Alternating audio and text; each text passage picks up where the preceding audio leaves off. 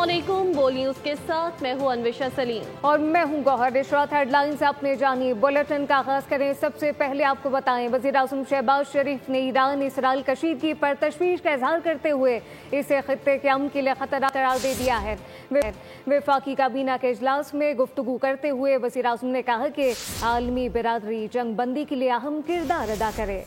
नायब वज़ीर आज़म OIC वज़राए ख़ारजा इजलास में शिरकत करेंगे। शहबाज शरीफ ने कहा कि IMF के मुतालबे के बावजूद ज़राअत पर टैक्स ना लगाने का फैसला किया। सिक्योरिटी इदारों को तमाम ज़रूरी वसाइल फराहम करेंगे। मईशत अब इस्तेहकाम की राह पर गामज़न है। वज़ीर आज़म शहबाज शरीफ ने ईरान इसराइल कशीदगी पर तशवीश का इजहार करते हुए इसे खित्ते के अमन के लिए खतरा करार दे दिया है। वफाकी काबीना के इजलास में गुफ्तगू करते हुए वज़ीर आज़म ने कहा कि आलमी बिरादरी जंग बंदी के लिए किरदार अदा करे। नायब वज़ीर आज़म OIC वज़राए ख़ारजा इजलास में शिरकत करेंगे। शहबाज शरीफ ने कहा कि IMF के मुतालबे के बावजूद ज़राअत पर टैक्स ना लगाने का फैसला किया। सिक्योरिटी इदारों को तमाम ज़रूरी वसाइल फराहम करेंगे। मईशत अब इस्तेहकाम की राह पर गामज़न है। वाशिंगटन में फील्ड मार्शल आसिम मुनीर और अमरीकी सदर डोनाल्ड ट्रंप की मुलाकात आज होगी। फील्ड मार्शल के एजाज़ में आज व्हाइट हाउस में कैबिनेट रूम में ज़ोहराना दिया जाएगा। अहम मुलाकात में दो तरफा दिफाई और सिक्योरिटी उमूर पर गुफ्तगू होगी। फील्ड मार्शल सरकारी दौरे पर अमरीका में मौजूद हैं। वाशिंगटन में फील्ड मार्शल आसिम मुनीर और अमरीकी सदर डोनाल्ड ट्रंप की मुलाकात आज होगी। फील्ड मार्शल के एजाज़ में आज व्हाइट हाउस के कैबिनेट रूम में ज़ोहराना दिया जाएगा। अहम मुलाकात में दो तरफा दिफाई और सिक्योरिटी उमूर पर गुफ्तगू होगी। फील्ड मार्शल सरकारी दौरे पर अमरीका में मौजूद हैं। नासरुम मिनल्लाहि व फतहुन कबीर। काबे से रियासत इसराइल की फ़िज़ाओं पर ईरानी मिसाइलों ने लर्ज़ा तारी कर दिया। ईरान का इसराइली फ़िज़ाओं पर मुकम्मल कंट्रोल का दावा। इसराइली दिफाई निज़ाम नाकाम हो चुका है। मकबूजा बैतुल मक़दस, तेल अवीव, हैफा समेत दीगर शहरों में ईरान ने रेडार पर न आने वाले बैलिस्टिक मिसाइल दाग दिए। इसराइली तनसीबात निशाना बन गई, जबकि ईरान ने एक कदम आगे बढ़ते हुए मशरिक़ वुस्ता में अमरीकी फ़ौजी अड्डों पर हमले की तैयारी कर ली है। नेतन्याहू ने अमरीका पर जंग में शामिल होने के लिए दबाव बढ़ा दिया। ईरान के पास कई जदीद मिसाइल निज़ाम मौजूद हैं जो अभी तक इसराइल पर बराह रास्त हमलों में इस्तेमाल नहीं हुए, लेकिन अपनी गैर मामूली सलाहियतों की वजह से ये बहुत खतरनाक समझे जाते हैं। या आयरन डोम समेत किसी भी दिफाई निज़ाम को चकमा देने की सलाहियत रखते हैं। इन खतरनाक ईरानी मिसाइलों पर एक नज़र डालिए। अल जज़ीरा के मुताबिक ईरान के चंद गैर मामूली सलाहियतों के हामिल ऐसे मिसाइल हैं जो अभी इसराइल के खिलाफ बराह रास्त इस्तेमाल नहीं हुए। इनमें सबसे नुमाया मिसाइल फतह डोम है। ये हाइपरसोनिक वेपन कहलाता है।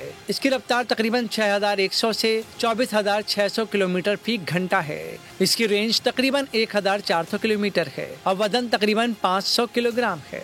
ये मिसाइल कम बुलंदी पर परवाज करते हुए मुतादिद बार अपना रास्ता तब्दील करने की सलाहियत रखता है, जिससे दुश्मन के दिफाई निज़ाम को चकमा देना मुमकिन होता है। इसकी ये खुसूसियत इसे जदीद तरीन दिफाई सिस्टम जैसे आयरन डोम के लिए एक संगीन चैलेंज बनाती है। कासिम बसीर हाइपरसोनिक मिसाइल, इसकी कम से कम रेंज 1200 किलोमीटर है। ये तकरीबन 500 किलोग्राम वॉरहेड ले जाने की सलाहियत रखता है। इसका गाइडेंस सिस्टम थर्मल इमेजिंग और इलेक्ट्रो ऑप्टिकल सेंसर पर मबनी है। ये भी दिफाई निज़ामों को चकमा देने के काबिल है। ये जदीद दिफाई निज़ामों जैसे थाट और पैट्रियट को बाईपास करने की सलाहियत रखता है। खुर्रम शहर मिसाइल, इसकी रेंज 2500 से 4000 किलोमीटर तक है।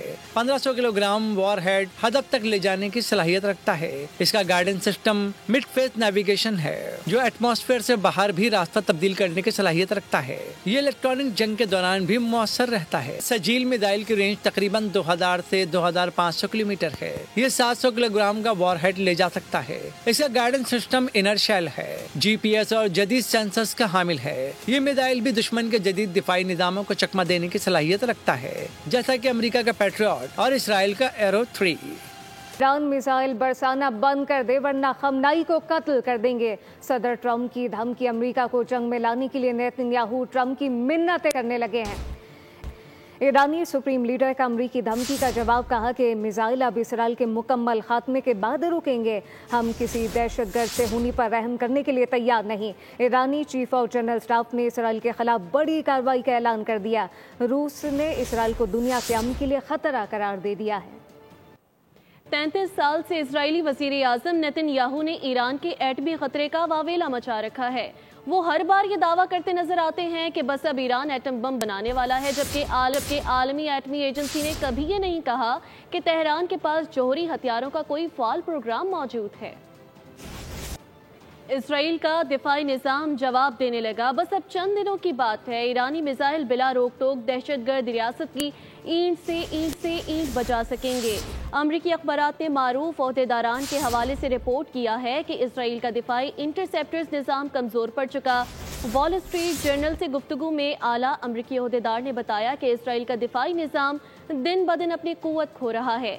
اسرائیل کے پاس دفاعی ایرو انٹرسیپٹرز کی تعداد خطرناک حد تک کم ہو چکی، جس پر یہ خدشہ پیدا ہو گیا ہے کہ اگر ایران کے ساتھ جاری تنازع جلد ختم نہ ہوا تو اسرائیل کی طویل فاصلے تک مار کرنے والے بیلسٹک میزائلوں کا مقابلہ کرنے کی صلاحیت متاثر ہو جائے گی۔ اس عہدیدار کے مطابق امریکہ کو مہینوں پہلے ہی اس صلاحیتی کمی کا علم ہو چکا تھا، اور واشنگٹن ہی ہے جو اسرائیل کے دفاعی نظام کو زمین، سمندر اور فضا میں قوت فراہم کر رہا ہے۔ اب یہ خدشہ بھی موجود ہے کہ امریکہ کے اپنے انٹرسیپٹرز کی سپلائی بھی تیزی سے ختم ہو سکتی ہے۔ واشنگٹن پوسٹ نے یہ بھی رپورٹ کیا کہ اسرائیلی دفاعی نظام ہفتے کے اختتام تک کمزور پڑ جائے گا۔ امریکی مدد کے بغیر زیادہ دن نہیں چل پائے گا۔ نے اسرائیل اور ایران کے تنازع کے ممکنہ اثرات سے بچاؤ کے لیے ہر ممکن احتیاطی تدابیر اختیار کر لی ہیں۔ ترکی کے صدر طیب اردوان کا بیان کہا کہ اسرائیل کے حملے ایران اور امریکہ کے درمیان جوہری مذاکرات کے اختتام سے پہلے ہی شروع ہو گئے تھے۔ ایران کا اسرائیل کے غیر قانونی حملوں کے خلاف اپنا دفاع کرنا فطری اور قانونی ہے۔ اسرائیلی وزیر اعظم نیتن یاہو نے نسل کشی کے معاملے میں کافی پہلے ہی ہٹلر کو پیچھے چھوڑ دیا ہے۔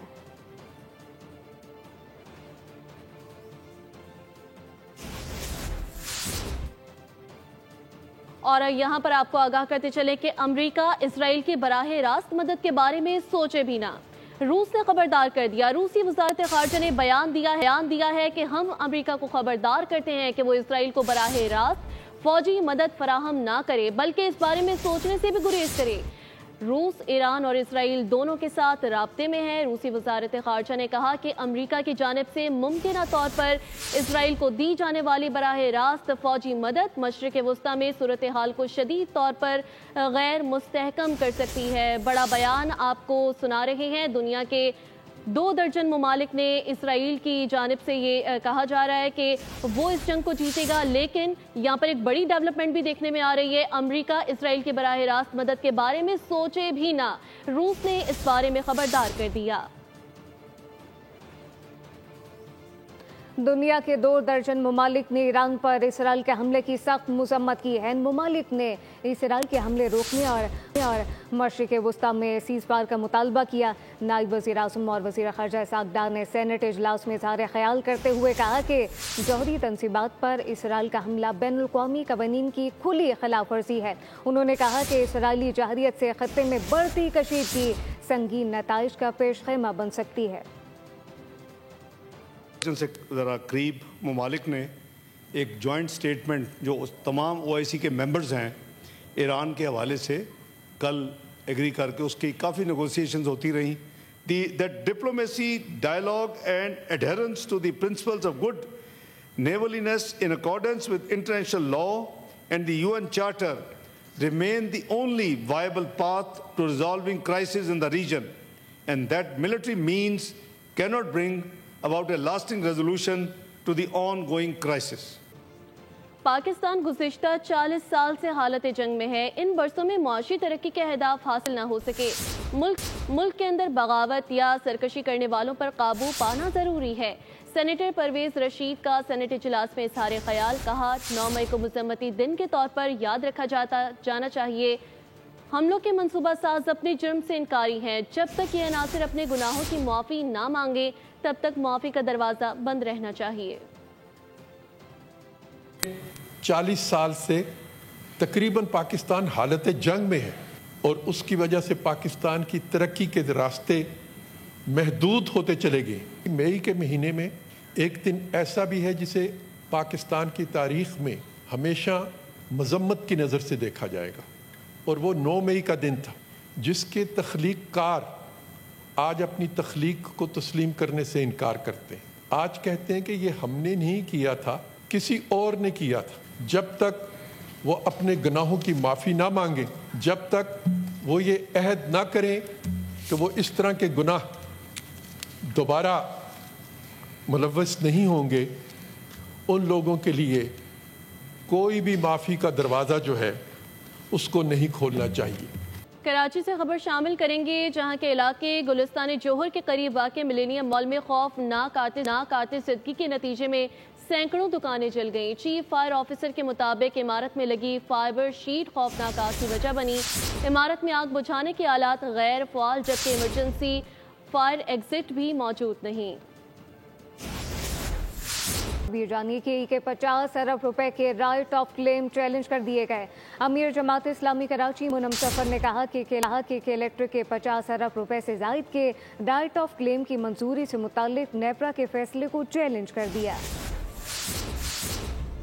عوام پر 50 ارب روپے کا ناجائز بوجھ قبول نہیں. جماعت اسلامی نے نیپرا کے 5 جون کے فیصلے کے خلاف نظر ثانی کی درخواست جمع کرا دی. منم ظفر خان نے کہا نیپرا کا فیصلہ قانون و ضابطے کی خلاف ورزی ہے. نیپرا نے جماعت اسلامی کے پیش کردہ 71 کروڑ مالیت کے 19 جعلی بلوں کے ثبوت نظر انداز کیے کہ الیکٹرک کے جعلی بلز پر نیپرا کی خاموشی سوالیہ نشان ہے. منم ظفر نے کہا کہ الیکٹرک کی نااہلی کا بوجھ کراچی کے عوام کیوں اٹھائیں.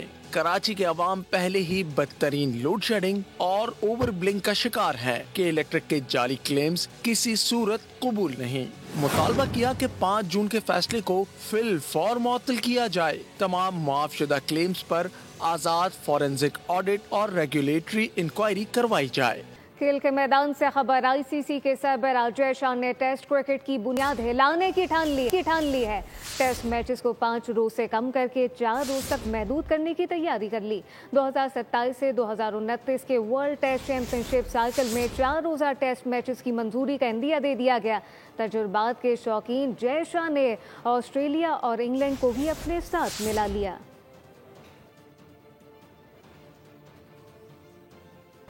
نیوز اسٹوڈیو سے فی الوقت اتنا ہی. مزید خبروں اور اپڈیٹس کے لیے وزٹ کیجیے ہماری ویب سائٹ bolnews.com. آپ دیکھتے رہیے بول نیوز.